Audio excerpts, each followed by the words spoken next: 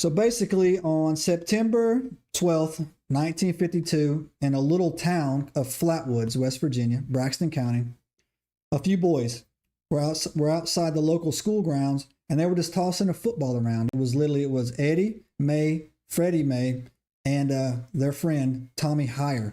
They were just outside playing, right? And I guess in 1952 it's probably a better time because there wasn't any cable TV and there wasn't any cell phones and there wasn't any internet, so probably better times to live, actually.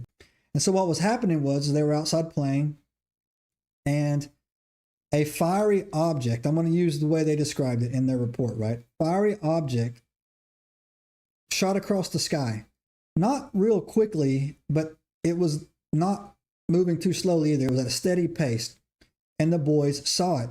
And the fiery object landed or went down. I couldn't find in my research if it made a booming noise or it made a crashing noise or something like that, but it landed over by this farm, right? The farm that it landed near, I want to give him credit here. Again, it was by local farmer G. Bailey Fisher's property is where it landed, right?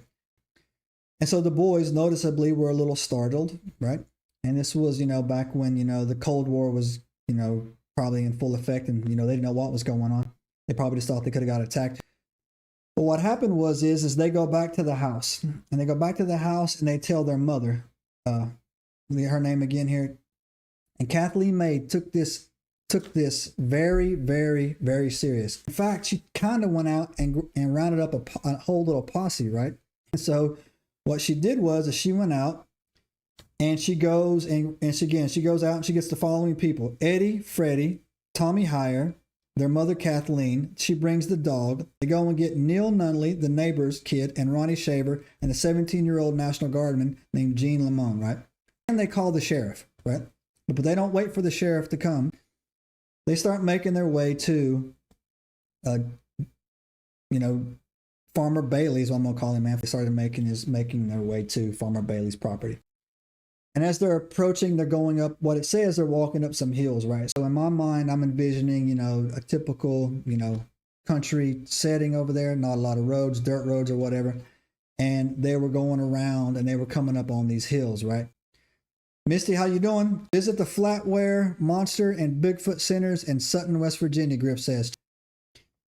So anyways, the little posse is walking up over the hill, right?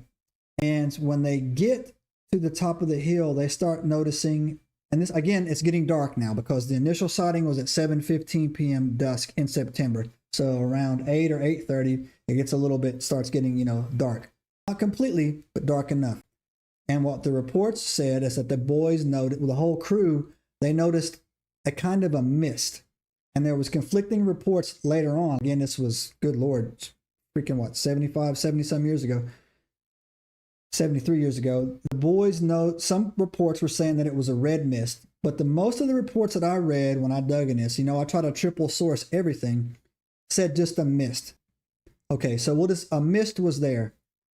But either there was some type of red glow behind it. And then they all stopped and they noticed it. And then all of a sudden, man,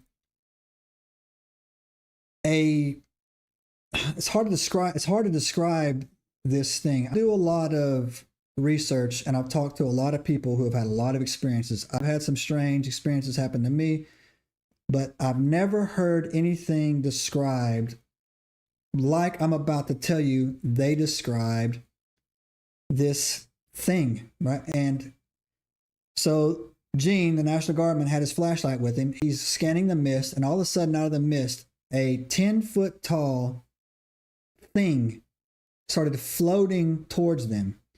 And they described it as having a spade-shaped hood, right? A glowing red face with piercing eyes, claw hands, and its body seemed metallic with a skirt underneath it, with no feet, and it was floating. Now, normally on these episodes, I just use my verbal skills to describe it for you, but this thing was so foreign to me, I'm going to show you what it looked like. A little, with the magic of my button here, this is them. I don't know if that's Freddie or Eddie May right there, but that's their mother, Kathleen May, and that's one of the boys. And this is what they drew. And if you look at that paper is probably about a 3-foot tall piece of paper, and they described it. And they even, if you look to the right side of it, I don't know if my mouse cursor will show up right here. If you look right here, they actually put a man there to try to give you a size estimate of what the creature looks like. I've never heard of a cryptid described this way, and I've never heard of a alien described this way, right? Now, this isn't the only strangest, his appearance is not the strangest thing about this. So I actually took the description of what he had, and I worked with an AI editor, and I was able to try to make this close resemblance of what it looked like in the setting of the wilderness as well. The background being dusk with a little bit of mist on it. And this is what they said was coming towards them out of the dark. Now, I didn't feel the need to make his eyes red, but just based on the description that they had, because when you go in there and looked at it, it didn't really say his eyes were glowing red. It said it was a red background, but he had like a piercing, like a glowing, well, it did say glowing red face with piercing eyes.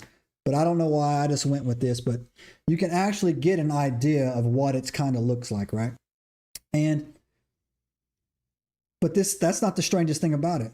The strangest thing about it is that it had a skirt on, and it was levitating. It was moving towards them, not walking. All of the people said, all 7 or 8 of them said it was gliding towards them, right? And its hands. The hands were supposed to be claw-like hands, but his entire body seemed metallic, like it was a robot, right? And when this thing, I can't call it a cryptid, and I really can't call it an alien, but like I said, we'll dig into that a little bit with some theories that I have on it. When it noticed when it noticed them, it didn't make any sounds. It didn't really go after them. But what it did do is that it started to emit a chemical of some sort out of it. And the only thing that I can relate to, when I was in the military, all military people go through gas chamber training, where they basically lock you in a room, they roll in a canister of some high level military grade pepper spray, and they wear you out. Subscribe now and turn on the notifications to join us on this extraordinary journey into the unknown.